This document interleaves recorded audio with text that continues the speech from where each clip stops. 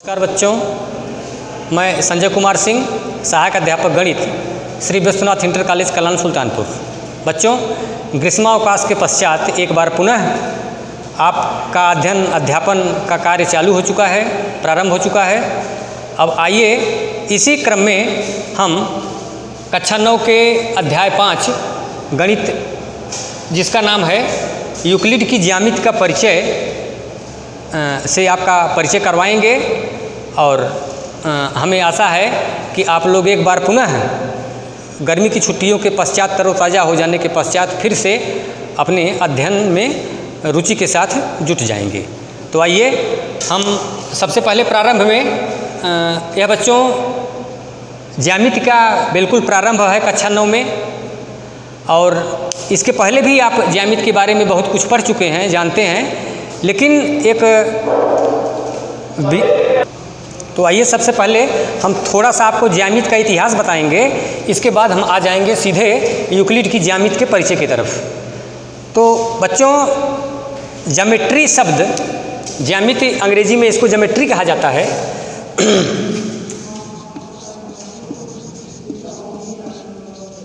Geometry शब्द मूलतः Latin भाषा के दो शब्दों जियो प्लस मीट्रीन से मिलकर के बना हुआ है। जियो प्लस मीट्रीन।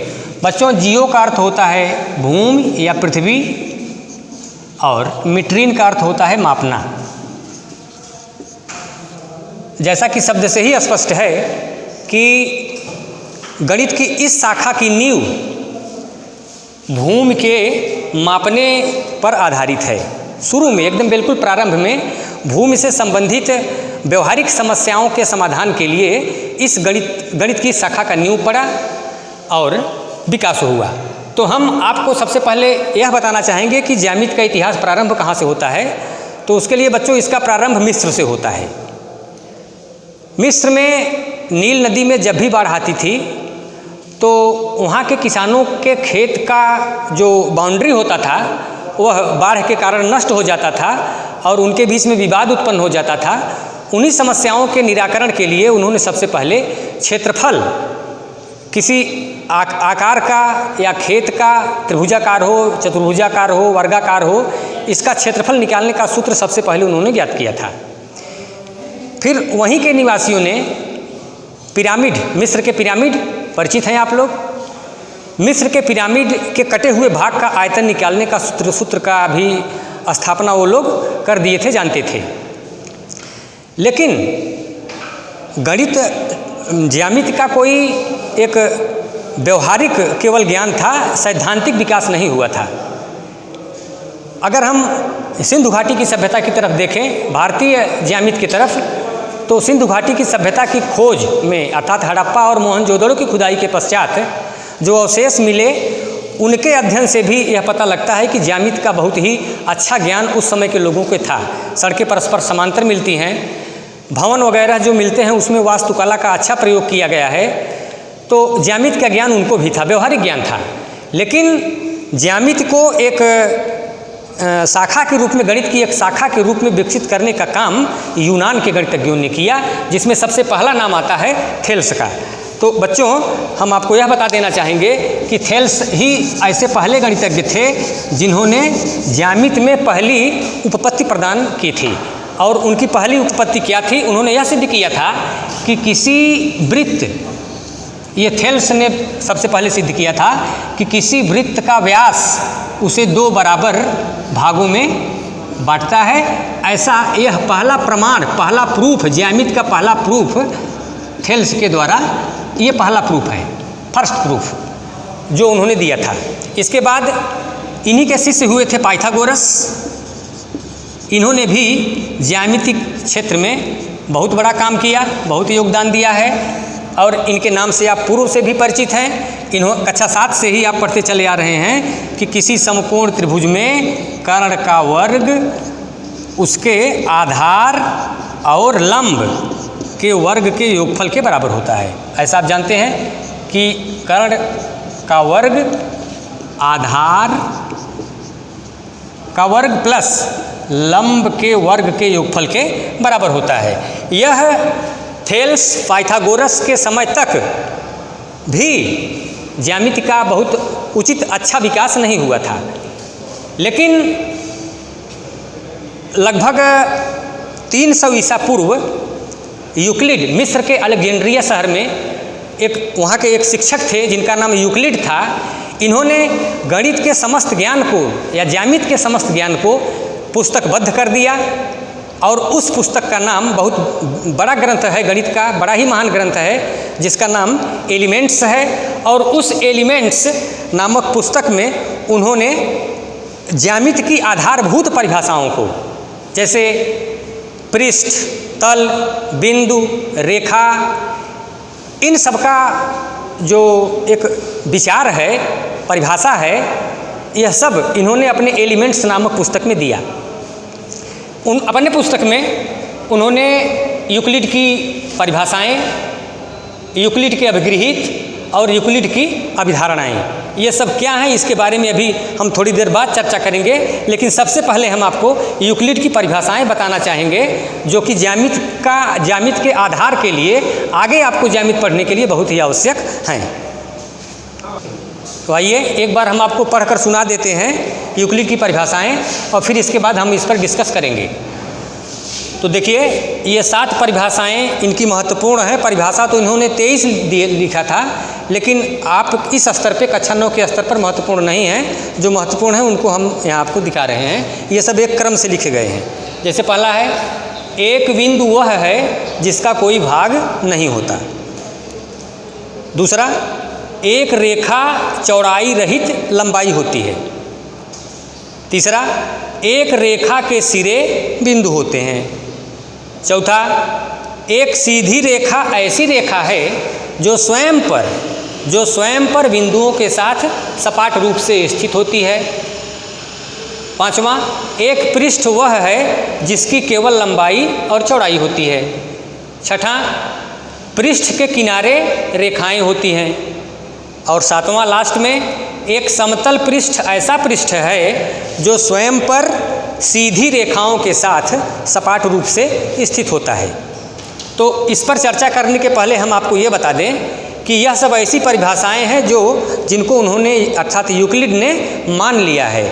अब इस पर और लंबा बहस नहीं किया जा सकता है। क्योंकि अगर हम परिभाषित करना चाहेंगे बिंदु को, तो हमको एक यहाँ भाग पर आ रहे हैं कि भाग को परिभाषित करना होगा, और भाग का परिभाषा हम देंगे। एक क्षेत्र होता है जिसे भाग कहते हैं, तो फिर क्षेत्र को परिभाषित करना पड़ेगा। इस प्रकार से परिभाषाओं की एक लंबी श्रृंखला प्रारंभ हो जाएगी जिसका अंत कभी नहीं होगा।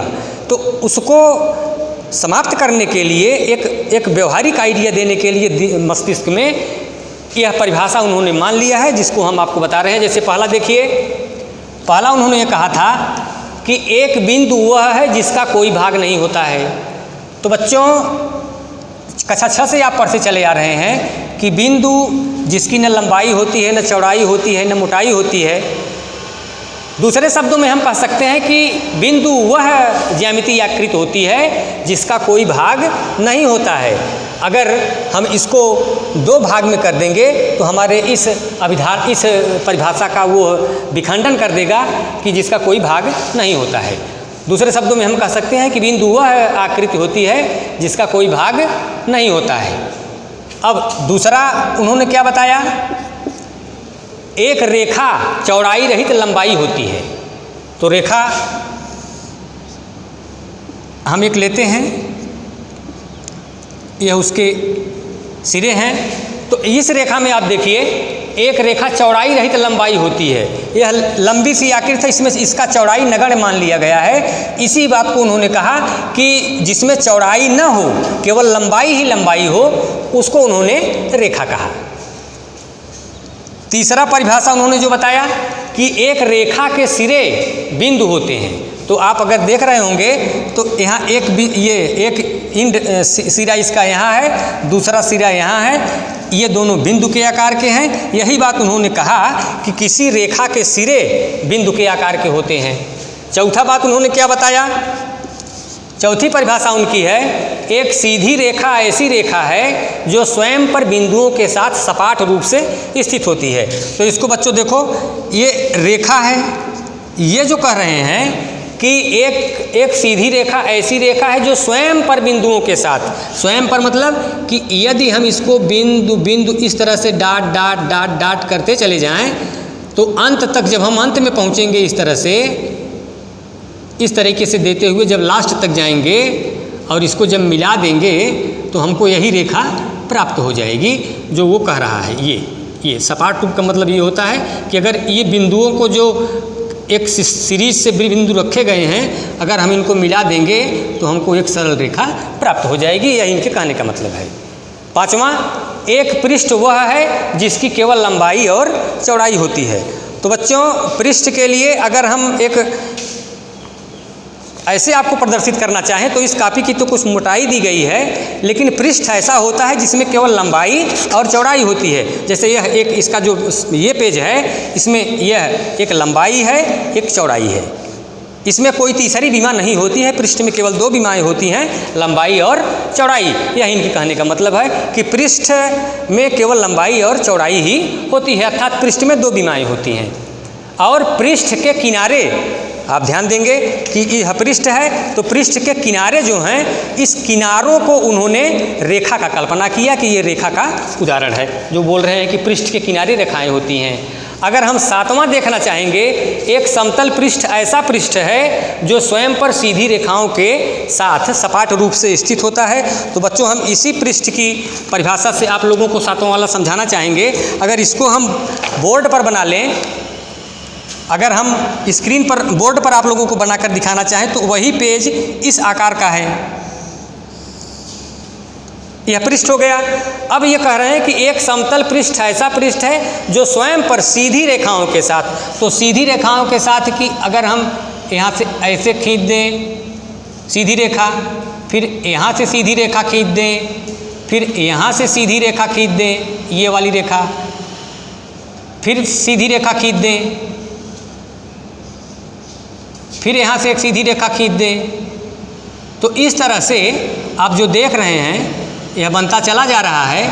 यह पूरा अगर हम इस तरह से रेखाएं खींचेंगे तो सपाट रूप से यह जो आकृति बन रही है, यह काली वाली आकृति यहाँ तक पूरा बन जाएगी। यही इनके कहने का मतलब है। यह जो समतल तैयार होगा वह सीधी रेखाओं के साथ सपाट रूप से इस पृष्ठ पर स्थित होगा। यह इनके कहने का मतलब है। तो इस प्रकार से आपने देखा कि यूक्लिड की ये जो परिभाषाएं हैं, यह ज्यामिति के अध्ययन के लिए बहुत ही महत्वपूर्ण है। हालांकि इनका कोई एकेडमिक महत्व नहीं है, लेकिन ज्यामिति के अध्ययन के लिए इन सब का बहुत ही आवश्यक योगदान है। तो आइए अब हम यूक्लिड के अभिगृहित पर आते हैं। तो सबसे पहले हम आपको अभिगृहित और अभिधारणा का अर्थ बता देना चाहेंगे कि अभिगृहित किसे कहते हैं, अभिधारणा किसे कहते हैं।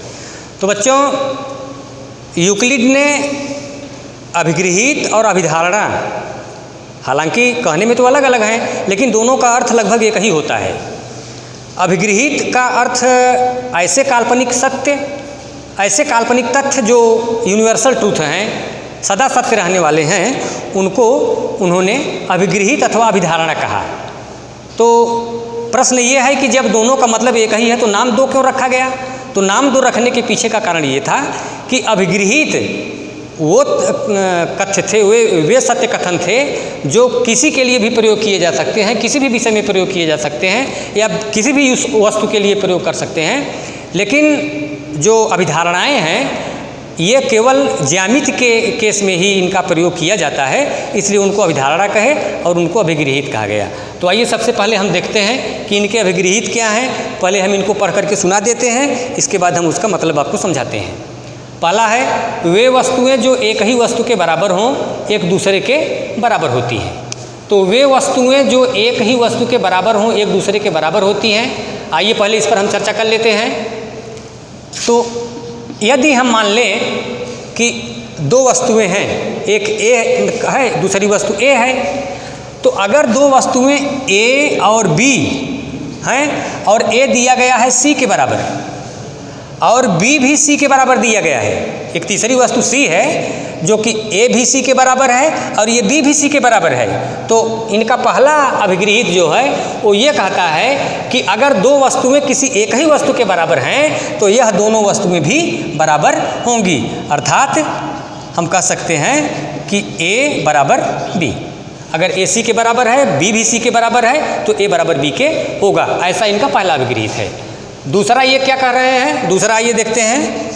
दूसरा इन्होंने बताया कि यदि बराबरों को बराबरों में जोड़ा जाए तो पूर्ण भी बराबर होते हैं। बराबरों को बराबरों में जोड़ा जाए, फिर से हम कल्पना करते हैं, वही दोनों संख्याएं अगर हम ले लेते हैं कि यदि A बराबर है B के, हम कल्पना करते हैं कि A और B कोई दो वस्तुएं हैं जो आपस में बराबर हैं, तो इन बराबरों में यदि बराबर जोड़ा जाए, एक तीसरी वस्तु की हम कल्पना करें C, अगर A में C जोड़ देंगे हम और इधर B में भी वही C जोड़ेंगे, तो बच्चों इनके कहने का अर्थ ये था कि यदि बराबरों में बराबर को जोड़ा जाए तो जो योगफल आएगा वो भी बराबर होगा।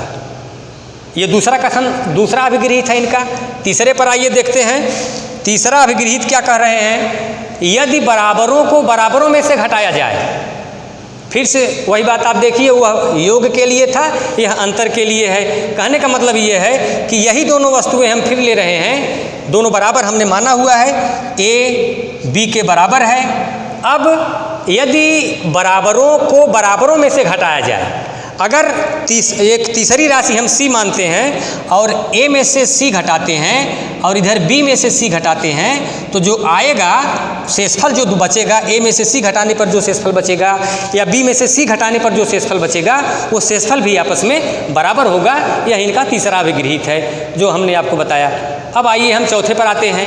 वे वस्तुएं जो संपाती हों परस्पर बराबर होती हैं। तो सबसे पहले हम आपको यह बताना चाहेंगे कि संपाती का अर्थ क्या होता है। संपाती का अर्थ होता है बच्चों, जैसे कोई दो वस्तुएं हों, अगर एक वस्तु पर हम दूसरी वस्तु को रखें तो दोनों एक दूसरे पर इस तरह से आकर के पकड़ लें, मतलब एक दूसरे पर फिट बैठ जाएं, तो ऐसी वस्तुओं को संपाती कहा जाता है, एकदम बराबर हो दूसरे के। तो ऐसी संपाती वस्तुओं को उन्होंने कहा कि संपाती वस्तुएं, यदि वे वस्तुएं जो संपाती हों वो परस्पर बराबर होती हैं। संपाती वस्तुओं वे आपस में बराबर होती हैं, ऐसा इनका चौथा अभिगृहित है। पांचवा देखिए क्या कर रहे हैं कि पूर्ण अपने भाग से बड़ा होता है। पूर्ण अपने भाग से बड़ा होता है, तो पूर्ण के लिए हम आपको दिखाना चाहेंगे, जैसे यह पांचवा है कि पूर्ण है ये, जैसे ये त्रिभुज है एक। अब पूर्ण अपने भाग से अगर हम इसका एक भाग काट करके निकाल दें, मान लें यहाँ से निकाल दे रहे हैं और यह आकृति हम यहाँ बना दें इस तरीके से, तो यह जो बना है यह इसी का एक भाग है, तो यह पूर्ण अपने भाग से बड़ा होता है, यह हमेशा इससे बड़ा होगा। ऐसा इन्होंने अपने पांचवें अभिगृहित में कहा कि पूर्ण अपने भाग से बड़ा होता है। अब आइए छठवें पर हम आते हैं। छठा अभिगृहित क्या है कि एक ही वस्तु के दूने परस्पर बराबर होते हैं। एक ही वस्तु के दूने परस्पर बराबर होते हैं। तो हम फिर कुछ ऐसे ही चित्र से आपको समझाना चाहेंगे कि जैसे यह एक त्रिभुज बना हुआ है और हम मान लेते हैं कि इसका दूना, यह जो त्रिभुज बन रहा है यह इसका दूना हमने बनाया है, और फिर इसी त्रिभुज का दूना फिर एक हमने बनाया, तो इसी का दूना ये है और इसी का दूना ये है। तो इन्होंने जो कहा कि एक ही वस्तु के दूने, चूँकि ये दोनों दूने हैं, तो एक ही वस्तु के दूने परस्पर बराबर होते हैं। ये अगर वस्तु का ये भी दूना है और ये भी दूना किया गया है, तो यह दोनों आपस में क्या होंगे, बराबर होंगे, क्योंकि एक ही वस्तु का दूना है। जबकि सातवां कथन क्या कह रहे हैं, इसी के माध्यम से हम आपको समझाना चाहेंगे कि एक ही वस्तु के आधे बराबर होते हैं। तो अगर इसी वस्तु का दो भाग कर दिया जाए, एक इस तरीके से और दूसरा इस तरीके से, यानी इसका ये भी आधा है और इसी का आधा ये भी है, एक ही वस्तु के दोनों आधे आधे भाग हैं, तो ये भी परस्पर आपस में बराबर होंगे। यह इनका सातवां अभिगृहित है। तो आइए अब हम यूक्लिड की अभिधारणाएं पहले हम आपको पढ़ के सुनाते हैं, फिर उसका डिस्कशन बाद में करेंगे। पहला है, एक बिंदु से एक अन्य बिंदु तक एक सीधी रेखा खींची जा सकती है, यह उनकी पहली अवधारणा है। दूसरी, एक शांत रेखा को अनिश्चित रूप से बढ़ाया जा सकता है, एक शांत रेखा को अनिश्चित रूप से बढ़ाया जा सकता है। तीसरा है, किसी को केंद्र मानकर किसी त्रिज्या से एक वृत्त खींचा जा सकता है। चौथा, सभी समकोण एक दूसरे के बराबर होते हैं। पांचवा और अंतिम अभिधारणा इनकी है, यह थोड़ा इन सबसे, ये सब तो आसान है, आसानी से समझ में आ जाते हैं, लेकिन पांचवी अभिधारणा थोड़ा कठिन है, जिसको अभी हम समझाएंगे आपको। ये क्या है, पहले सुन लीजिए। यदि एक सीधी रेखा दो सीधी रेखाओं पर गिरकर अपने एक ही ओर दो अंतःकोण इस प्रकार बनाए कि इनका योग दो समकोणों से कम हो, तो वे दोनों सीधी रेखाएं अनिश्चित रूप से बढ़ाए जाने पर उसी ओर मिलती हैं जिस ओर योग दो समकोण से कम होता है। तो आइए हम पहला देखते हैं कि एक बिंदु से एक अन्य बिंदु तक एक सीधी रेखा खींची जा सकती है। तो पहला देखिए, मान लीजिए एक बिंदु हमको यहाँ दिया गया है ओ, ये कह रहे हैं कि एक बिंदु से एक अन्य बिंदु तक एक अन्य बिंदु भी दिया गया है यहाँ तक, एक बिंदु से एक अन्य बिंदु तक एक सीधी रेखा खींची जा सकती है। तो यहाँ से जब हम खींचेंगे, ये केवल एक ही रेखा खींची जा सकती है, एक बिंदु से एक अन्य बिंदु तक एक सीधी रेखा खींची जा सकती है। अगर हम दूसरी रेखा मान लीजिए खींचना चाहते हैं, तो यहाँ से अगर खींचेंगे तो स्वाभाविक सी बात है कि यहाँ से नहीं जाएगी, इसका नाम हम ओ डैश रख लेते हैं। दूसरी रेखा खींचते हैं तो ये भी देखिए यहाँ से होकर के नहीं जाएगी। अगर यहाँ पर हम कोई रेखा खींचते हैं तो ये भी देखिए यहाँ से होकर के नहीं जाएगी, या यहाँ से खींचते हैं तो ये भी यहाँ से होकर के नहीं जाएगी। तो स्पष्ट है कि किसी एक बिंदु से एक अन्य बिंदु तक एक सीधी रेखा खींची जा सकती है, या इसको हम दूसरे शब्दों में कह सकते हैं कि दो दिए गए बिंदुओं से होकर के केवल और केवल एक रेखा खींची जा सकती है। इनके कहने का पहला अर्थ यही है। तो अब दूसरा हम देखते हैं, एक शांत रेखा को अनिश्चित रूप से बढ़ाया जा सकता है।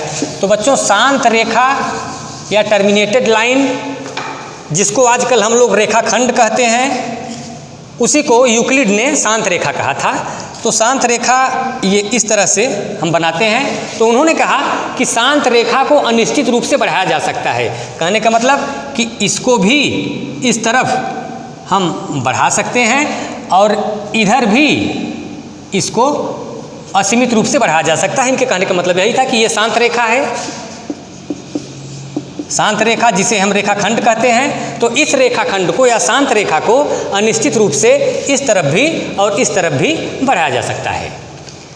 तीसरी अभिधारणा देखिए, कह रहे हैं किसी को केंद्र मानकर और किसी त्रिज्या से एक वृत्त खींचा जा सकता है। क्या कहने का मतलब है, देख लीजिए। तीसरा, किसी को केंद्र मानकर, कहीं भी केंद्र मान करके और कोई भी त्रिज्या लेकर के, जो भी त्रिज्या लेंगे, चाहे यहाँ तक ले लें या यहाँ तक ले लें, तो अगर मान लीजिए हम इतनी त्रिज्या ले रहे हैं, ये त्रिज्या ले रहे हैं, तो ये इसको केंद्र मान करके और ये त्रिज्या लेकर के एक वृत्त इस तरह से खींचा जा सकता है। ये कहने का मतलब है कि किसी को केंद्र मान करके कोई भी त्रिज्या लेकर के हम एक वृत्त खींच सकते हैं। यह इनका तीसरा अभिधारणा है। चौथा देखिए क्या कर रहे हैं कि सभी समकोण एक दूसरे के बराबर होते हैं। आप जानते हैं कि समकोण का अर्थ होता है 90 अंश का कोण बनाने वाली रेखा समकोण कहलाती है। तो सभी समकोण, जैसे आप देख लीजिए,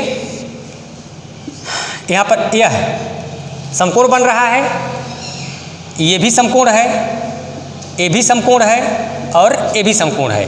प्रत्येक का मान 90-90 अंश है और ये सभी कोण, सभी समकोण आपस में बराबर हैं। ये इनकी चौथी अभिधारणा थी कि सभी समकोण एक दूसरे के बराबर होते हैं।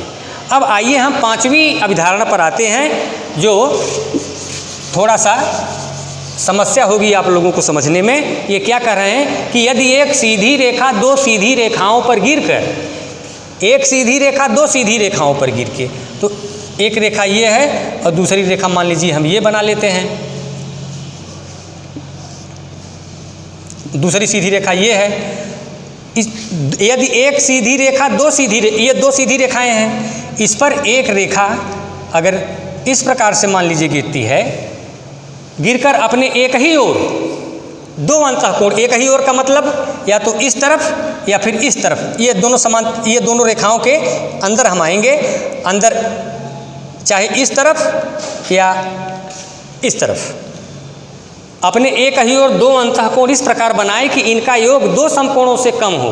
कहने का मतलब कि यदि यह कोण और यह कोण, इन दोनों का योगफल दो समकोणों अर्थात 180 अंश से कम है, तो जब हम इसको बढ़ाएंगे इस तरफ, तो जिधर इनका योगफल 180 अंश से कम होगा, इधर ही ये जाकर के एक दूसरे से मिलेंगी, और जिधर 180 से ज़्यादा होगा उधर ये जो है नहीं मिल सकती हैं। यह इनकी पांचवी अवधारणा है। फिर से एक बार हम आपको दोहरा देते हैं कि यदि दो रेखाओं पर कोई तीसरी रेखा गिरती है इस प्रकार से कि इसके एक ही तरफ, चाहे इधर या इधर, जिस तरफ भी दोनों अंतःकोणों का योगफल 180 अंश से कम होगा, उधर ही, अगर इधर कम है, जिधर हमने बनाकर आपको दिखाया है, तो यह रेखाएं इसी तरफ आगे बढ़ाने पर काटेंगी, इस तरफ कभी नहीं काट सकती हैं। यह इनकी पांचवी अवधारणा है। तो बच्चों, इस प्रकार से आपने देखा कि यूक्लिड की ज्यामिति का परिचय, जिसमें हमने आपको ज्यामिति का इतिहास बताया, यूक्लिड की परिभाषाएं बताई, यूक्लिड के अभिगृहित तथा यूक्लिड की अभिधारणाएं। अब इससे संबंधित न्यूमेरिकल प्रश्न तो कम हैं, लेकिन फिर भी जो एक्सरसाइज दी गई है उसको अगले वीडियो में हम आप लोगों को समझाने का प्रयास करेंगे। धन्यवाद।